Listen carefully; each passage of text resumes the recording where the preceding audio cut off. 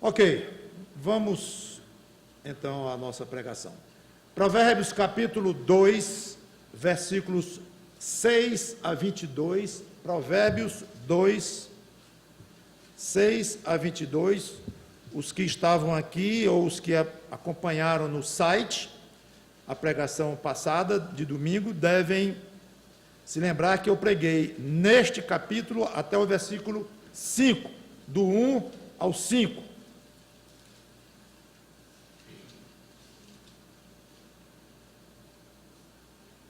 Do versículo 1 ao 5, nós vimos 4 rumos para quem quer conhecer mais a Deus.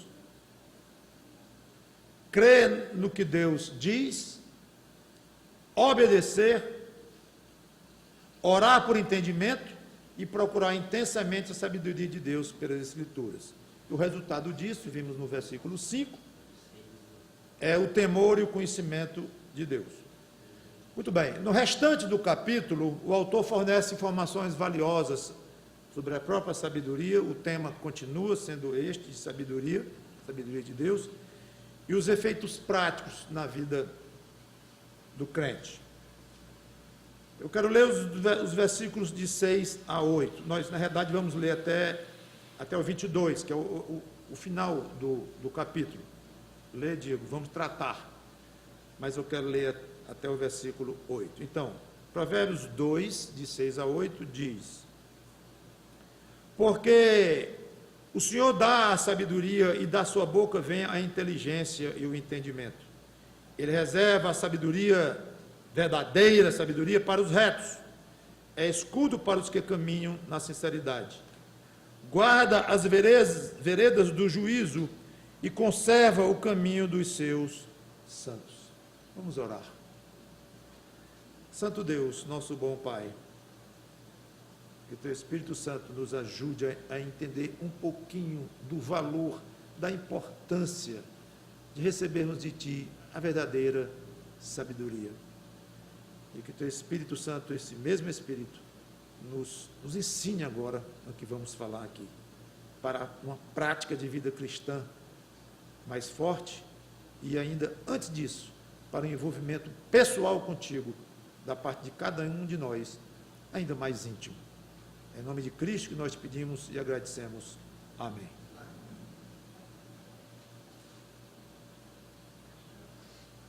No versículo 5, ele depois diz, de 1 ao 4, se fizeres isso, se ficares atento, se orares, e se buscares e tal, se clamares. Aí no versículo 5 ele conclui, foi o que nós falamos na semana passada. Então entenderás o temor do Senhor e acharás o conhecimento de Deus. O versículo 6, ele praticamente explica o 5 e o que vem antes do 5. Ou seja, olha, se vocês pedirem e buscarem e clamarem, vocês vão encontrar sabedoria. Sabe por quê? Vou dar o motivo. O autor, como se estivesse dizendo, porque o Senhor é a fonte de toda sabedoria. Ele dá a sabedoria. E da sua boca vem a inteligência e o conhecimento. É por isso. É simples. Pode parecer óbvio a nós que cremos em Deus, até nos que não creem, de uma maneira através da fé em Cristo, mas que creem num Deus poderoso e sábio e tudo, pode parecer muito óbvio isto. Mas é bom a gente não esquecer as coisas óbvias. Porque se são óbvias, o fato de serem óbvias não quer dizer que não são básicas, fundamentais, importantes. Então, o efeito prático de você esquecer isso que é óbvio, que é Deus que dá a sabedoria, pode ser muito grande o prejuízo na sua vida. Eu sei, mas eu não tenho usado muito isso, eu me esqueço. Que é Deus que dá, ou é Ele, ou não é ninguém. Ou é Ele, ou não é ninguém.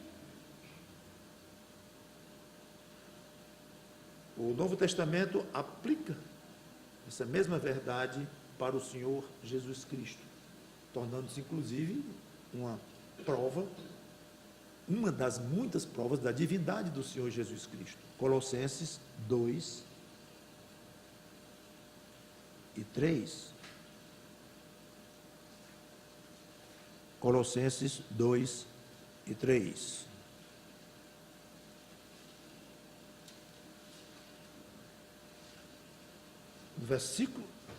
No final do versículo 2, ele fala em Cristo, né? Para compreenderem plenamente o mistério de Deus. Cristo, aí vem o 3, em quem todos os tesouros da sabedoria e do conhecimento estão ocultos. Ora, voltando a Provérbios 2, diz que o Senhor dá sabedoria e da sua boca vem inteligência e entendimento. Óbvio que o Senhor aqui está plenamente identificado com Cristo, ou, ao contrário, Cristo, lá de acordo com Paulo, em Colossenses, é o Senhor, em quem toda a sabedoria está oculta. Ele tem tudo nas mãos dele, 100%. Então, aquilo que eu falei de a sabedoria vem de Deus, é Deus que dá, você pode pensar assim, Cristo me dá sabedoria, está tudo com Ele, sem Cristo eu não vou ter sabedoria alguma. Curiosamente, esta mensagem não é de propósito, mas ela vai combinar bem com a da noite, quando fala da nossa absoluta dependência do Senhor Jesus Cristo. Combina bem. Mas o detalhe interessante, voltando então ao nosso Provérbios 2, é que o versículo 7 tem uma passagem que ele diz algo que eu acho muito interessante aqui, esclarecedor. Ele reserva a verdadeira sabedoria para os retos. Interessante isto. Não é para qualquer um.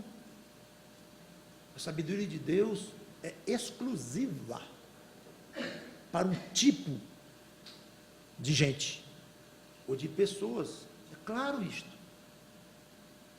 Que tipo? Os retos. Reto conforme a régua de quem? Do próprio Deus. Claro. Ele é que examina se alguém é reto ou não aos olhos dele. Se é, ele dá sabedoria. Se não é, ele não dá sabedoria. É reservada. Deus dá a todos um certo grau de inteligência, sim. Alguns, alta inteligência, que a ciência moderna hoje chama de QI, né, que é quociente de inteligência. A pessoa tem um QI muito alto, coisa desse tipo. Aí já vem dizer que tem inteligência emocional, que não tem nada a ver com QI, original pelo menos, que se faz através de testes, não é bem assim. Então há a inteligência para uma certa área da ciência ou da vida, e há outros tipos de inteligências para outras áreas. Até hoje estão estudando como é isso mesmo, que eles não sabem, não vão entender nunca. Mas o fato é que há aquela inteligência que Deus dá de capacidade de raciocínio, de uma memória tremenda, como se chama memória fotográfica, alguém que lê o livro uma vez e sabe tudo o que leu lá, e que tem a capacidade de absorver verdades, de cruzar informações uns com as outras e saber aplicar aquilo. Pessoas super inteligentes, são os gigantes que nós temos da ciência, da filosofia e de toda a área do conhecimento humano. Só que não são retos diante de Deus, muitos deles, a maioria não é, não dá naquele compasso de Deus, naquela régua de Deus, não passa no teste, no padrão, não é reto. Então o que é que acontece? Com inteligência e tudo, se tornam tolos, insensatos. Não confunda uma coisa com a outra, que alguém que é inteligente tem sabedoria. Não. Pode ser um gênio e, pela régua de Deus, ser um tolo, um insensato. Vamos a 1 Coríntios capítulo 1, versículos 20 e 21, explica perfeitamente isto. Paulo usa de uma ironia aqui, espetacular, até ácida, contra a arrogância humana. 1 Coríntios 1, 20 e 21. Onde está o sábio? Como se dissesse, apareça aí um sábio. Onde o escriba, que eram considerados escribas homens sábios, inteligentes e cultos, cadê eles? Onde está o inquiridor deste século? Cadê o filósofo, aquele que pensa, que questiona tudo? Vamos lá. Porventura não tornou Deus louca a sabedoria do mundo? Olha o contraste. Sabedoria do mundo virou loucura às horas de Deus. E lá em Provérbios diz que Deus dá a verdadeira sabedoria. Então tem a sabedoria do mundo, loucura, que os não retos praticam, e a verdadeira sabedoria que Deus reserva para os retos. Visto como na sabedoria de Deus, o mundo não o conheceu por sua própria sabedoria. A sabedoria do mundo, de acordo com a sabedoria de Deus, Deus quis que a sabedoria do mundo não fosse suficiente para os inteligentes alcançarem a sabedoria de Deus. Deus quis assim. Então a sabedoria do mundo não tem nada a ver com a minha sabedoria. Como se Deus dissesse assim, sabedoria mais profunda, que inclui a existência humana, que inclui os meus ensinos, que inclui os meus planos, que inclui as minhas doutrinas. Essa sabedoria do mundo aí não alcança a minha, de jeito nenhum. Deus falando. Aprove a Deus salvar os que creem pela loucura da pregação. Aí é a ironia espetacular, em que Paulo diz, pois é, somos salvos por uma coisa louca, a pregação do Evangelho. Então, na realidade, ela é louca aos olhos dos homens. Podem chamar de loucura, não tem problema não. Chamem. É loucura, está certo? É loucura, está bom. Paulo ironicamente concorda que é loucura, a ironia está aí, porque não é loucura coisa nenhuma. É a sabedoria das sabedorias de Deus, o Evangelho do Senhor Jesus Cristo. A salvação concentrada no Evangelho. Muito bem, vamos voltar. Não confunda então sabedoria do mundo com sabedoria de Deus. Logo após dizer que Deus dá sabedoria aos retos, nós lemos sobre a proteção espiritual que Deus dá. Voltando a Provérbios 2, então. Voltando.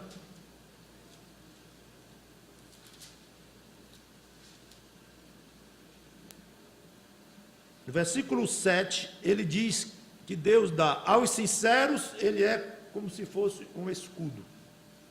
Aos justos, ele guarda as veredas. O 8, aliás. 7 e 8. É escudo para os que caminham na sinceridade. Final do versículo 7. 8. Guarda as veredas do juízo. A versão, a revista corrigida, tem do justo, talvez seja melhor. Ou as veredas de quem pratica o juízo, ou seja, do justo, tanto faz. Mas guarda as veredas do justo. E aos santos, versículo 8 ainda, ele conserva o caminho. Então, sinceridade, justiça, santidade, são qualificações dos retos. Ele está apenas desenvolvendo aquela ideia de que Deus reserva a verdadeira sabedoria para os retos. Então, é implícito que essa proteção aqui é consequência direta da pessoa ter recebido sabedoria. Então, Deus protege, gente, isso é importante. Deus protege o reto, dando sabedoria. E aqui vem o título da pregação que eu deixei para dizer agora: sabedoria protege. Sabedoria protege. Deus protege o crente através da transmissão de sabedoria a ele. É interessante, eu acho que se eu fosse fazer aqui uma pesquisa, papel e lápis, quando foi a última vez que você orou por sabedoria? Orei hoje de manhã, por proteção, hoje de manhã, ontem, anteontem, não importa, tudo bem. Mas você se lembra pelo que você orou, especificamente em termos de proteção? Eu lembro, bote aí. O que você pediu a Deus? Eu pedi livramento dos assaltos. Dos assaltos e nos assaltos quando eles chegarem. Estou praticamente certo que eles vêm mesmo. Deus permitindo, obviamente. Eu peço muita proteção de Deus para as doenças. Minhas, dos meus filhos. Peço muito. E peço proteção financeira para a minha família, para Deus nunca deixar faltar o pão, para os meus filhos e tal. Ótimo, muito bem, continue pedindo para essas coisas, que tudo é muito bom.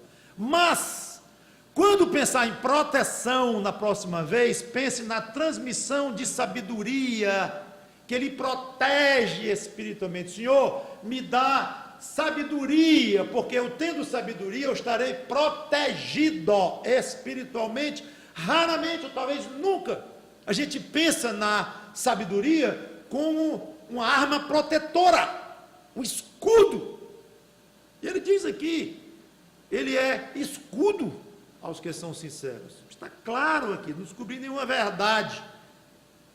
Talvez observando um ângulo que geralmente a gente não percebe, que a sabedoria protege. Versículos 9 a 11.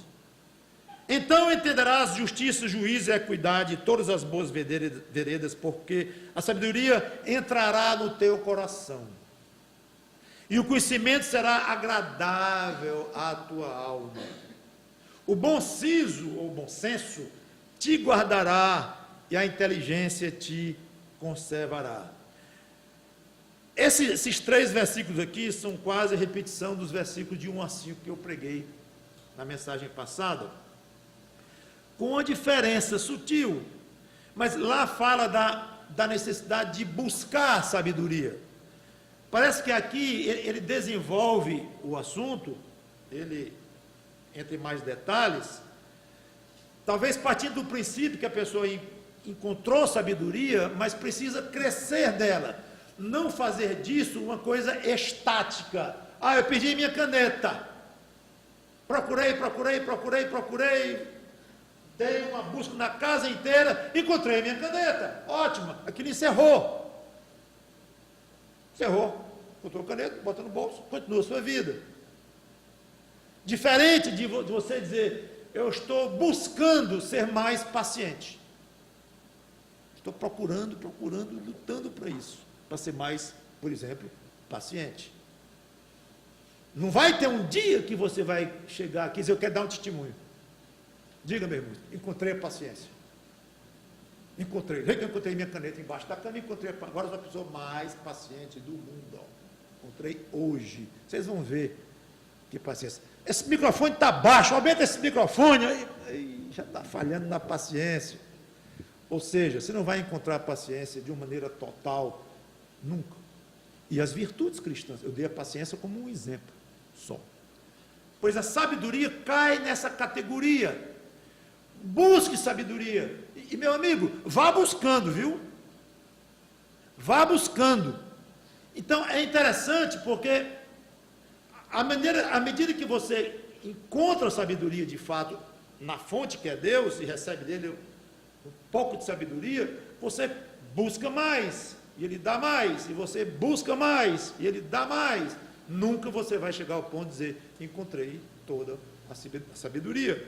Então, talvez por isso o autor desenvolve aqui quase como uma repetição de algumas coisas, e ele coloca aqui claro que a condição para o crescimento espiritual na sabedoria de Deus é a prática da retidão, da sinceridade e da justiça. Com o crescimento espiritual, o crente vai se tornando cada vez mais apto a discernir profundamente as coisas de Deus e a aplicá-la. Você não precisa de sabedoria para aprender física. Você precisa de inteligência, daquele tipo de QI, capacidade de raciocínio, de abstração e tudo mais. Mas para as coisas de Deus, você precisa da sabedoria de Deus. Não tem outro jeito. Não tem seminário que dê jeito. Não tem inteligência de QI mesmo que dê jeito. Não resolve. Agora, a inteligência pode até ajudar quem quer estudar de uma maneira mais profunda as coisas de Deus e está, de fato, buscando a sabedoria de Deus. Claro, você não tem dúvida, se você pegar um livro dessa grossura, que tem 100 anos de existência, mostrando que é um livro que resistiu ao tempo, valiosíssimo, de um crente de primeira linha, não tenha dúvida que esse homem vai ser inteligentíssimo, claro, e vai ser culto, claro, mas ele não conseguiria penetrar nas coisas de Deus, mesmo com tanta cultura e inteligência, se não fosse pela sabedoria de Deus. Agora, alguém que mal sabe ler, nunca vai fazer um livro, não vai fazer nenhum parágrafo, porque ele não sabe ler, e se ele chegar na frente na igreja e falar, se ele falar 5 palavras, 3 serão erradas, coitado. Mas a sabedoria de alguém assim, pode ser igual, ou maior, do que o gênio lá que escreveu um livro dessa grossura em hebraico. A capacidade dele entender as coisas de Deus não depende dele saber ler, ou saber a língua, ou ser inteligente, em termos de QI. Então, você quer entendimento das coisas espirituais, procure sabedoria de Deus. É isso que ele quer dizer aqui. Aí você vai encontrar as virtudes, todas, retidão, sinceridade, justiça, tudo. Aí ele diz, entenderá a noção de justiça, juízo, equidade, tudo ligado com a ideia de justiça, isso é importante, de retidão, ou seja, de boas veredas, como ele chama. Aqui no versículo 11, ele diz, ele fala em justiça, retidão, versículo 9, juízo, tudo pode se resumir em sabedoria aqui, nas coisas de você entender um pouco melhor como é que Deus age, entender um pouco melhor as coisas esquisitas que há no mundo. E aqui há uma coisa interessante. Uma das coisas que mais choca os homens é a injustiça aparente de Deus. Pode começar, você já deve ter experiência disso aí. Você começa a falar o evangelho para alguém, muito provavelmente o primeiro assunto que virá será, eu não posso me entregar para um Deus injusto. Injusto? Claro. Olha aí, é só olhar aí. As desigualdades no mundo, uns saudáveis, outros doentes, uns ricos, outros pobres, uns isso, outros aquilo. Uns dominadores, outros dominados. Não. Você quer dizer para mim que o Deus que criou isto que nós estamos vendo ao nosso redor é um Deus justo? Meu amigo, tenha paciência. Eu já ouvi muito isso. Pode ser tudo no mundo, menos justo. Aí é Provérbios, 1000 anos antes de Cristo, dizendo, você quer entender um pouquinho da justiça de Deus? Peça a Ele sabedoria, que Ele vai lhe transmitir a sabedoria dEle para você olhar e dizer, não é assim não, como eu pensava. Não é assim não, é diferente. Porque Ele tem os critérios dEle, tem isso, Ele é soberano, então quem é soberano, Ele pode exigir o jeito que Ele é, e Ele deu oportunidades assim, criou o homem sem pecado, o homem desobedeceu, e Ele tem que ser justo com a palavra dEle, ao fazer isso, Ele tem que ser juiz, aí começa a examinar, embora não vá entender tudo, claro que os caminhos de Deus estão muito distantes dos nossos, e os pensamentos dEle, claro, mas fica muito diferente. Quero ver um crente olhar atrás e dizer, Deus é injusto. Se disser, não é crente. Se alguém não está convencido da justiça de Deus e não entende nem que seja um pouquinho dela, muito cuidado com o seu estado espiritual, amigo ou amiga, porque você não foi convertido. E se foi convertido, não tem um pingo de sabedoria de Deus, porque a sabedoria de Deus destrói a noção de injustiça de Deus que o mundo tem. É uma falta tremenda de sabedoria de Deus. A pessoa prova que não recebeu de Deus sabedoria, que ainda questiona a justiça de Deus.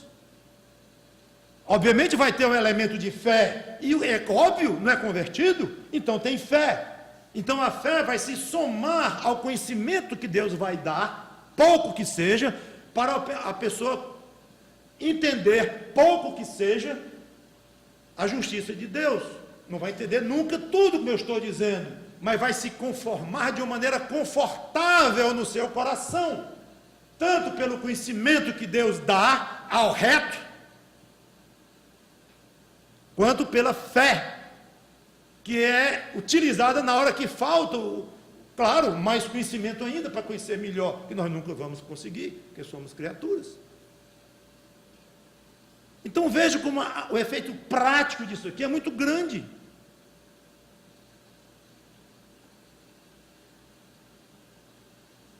Não é de admirar que o mundo não veja justiça em Deus,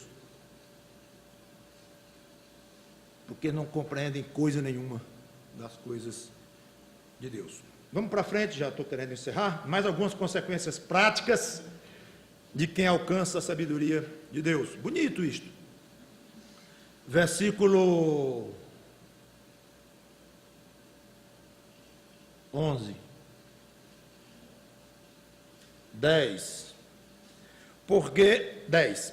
Provérbios 2, 10. A sabedoria entrará no teu coração. Dizem que a gordura é perigosa porque ela gruda nas artérias e não tem quem tire. Tal do colesterol bom, colesterol ruim, alguns alimentos ajudam a tirar a gordura, mas não há quem tire totalmente, vai acumulando, vem o infarte, porque a gordura impediu de passar. Fica entranhado no coração. Eu quero usar um exemplo de uma maneira um tanto quanto estranha, talvez. É que a sabedoria entranha na sua alma. Ela gruda, não para lhe dar um infarte, porque o outro gruda para um efeito negativo, danoso, nocivo. Mas eu quis só usar a capacidade de entranhar, de grudar. Pois é, isso que ele está dizendo aqui. A sabedoria vai ficar dentro, plantada no teu coração. Busque, busque, e não pare de buscar, e veja o resultado, veja. Aí diz, também muito, muito bonito, versículo 10 ainda, no final, e o conhecimento será agradável à tua alma. Aí você conversa com um crentezinho, simples, pobre, doente, feliz.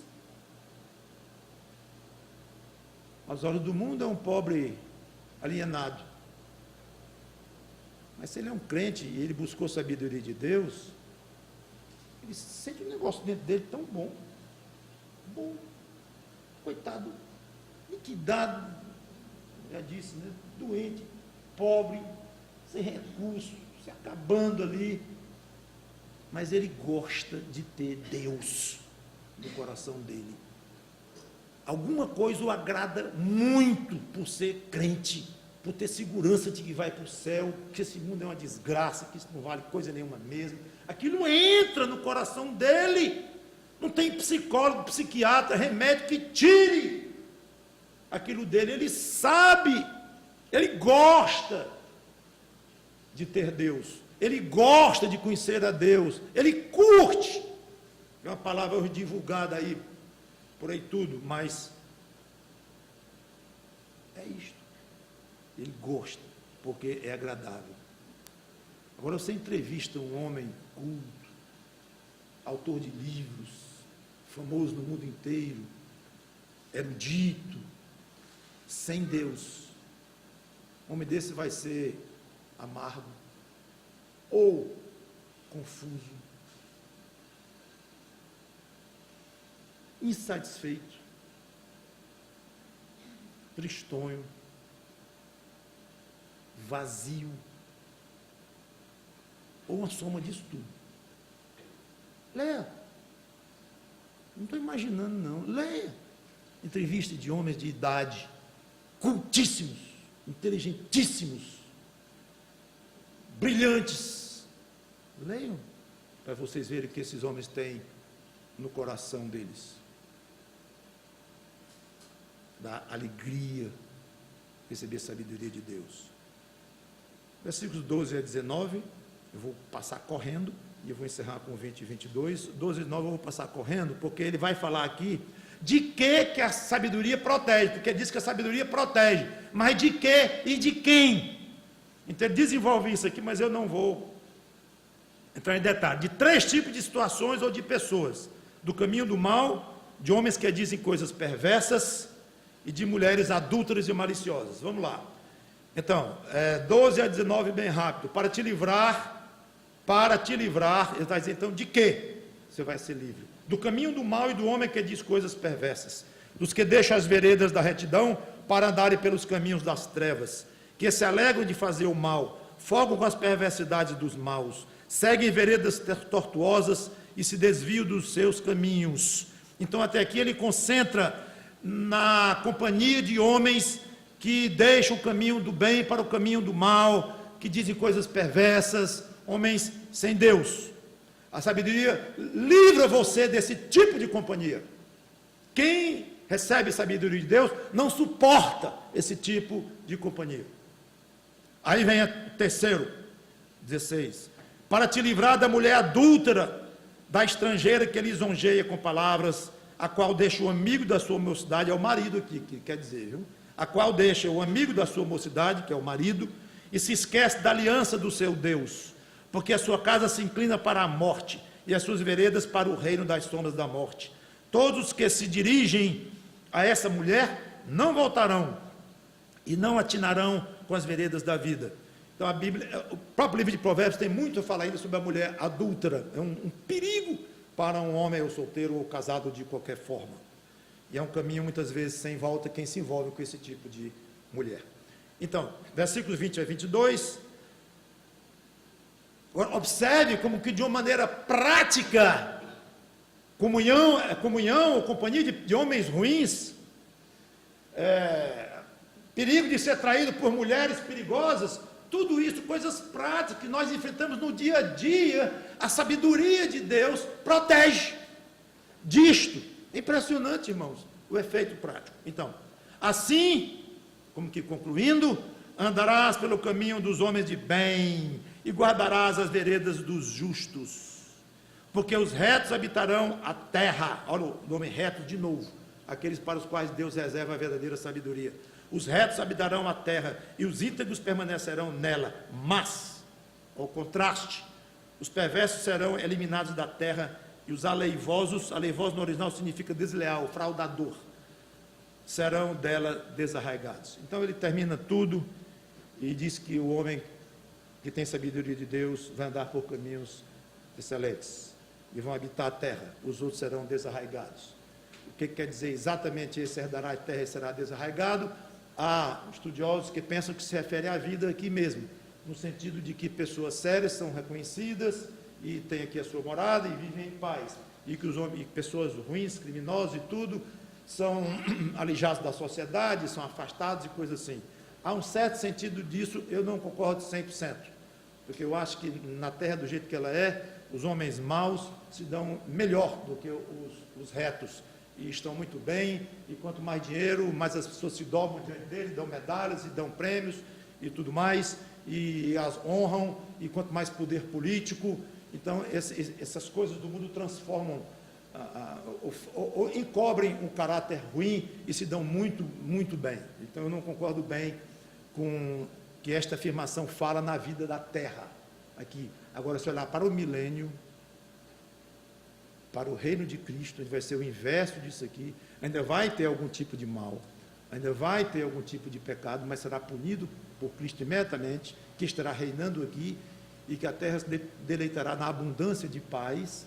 Então, as características do milênio é o inverso. Vai ser um reino com o próprio Senhor Jesus Cristo aqui, de uma justiça abundante, com Ele próprio presente. Aí sim, pessoalmente, eu aplico com mais propriedade esta passagem aqui. Quando Cristo estiver reinando lá na frente, então, realmente, os retos e os íntegros estarão aqui, e os ruins, os perversos, os fraudadores serão alijados, serão expulsos da terra. Que Deus nos ajude a procurar e procurar e procurar a sabedoria, verdadeira sabedoria de Deus. Vamos orar.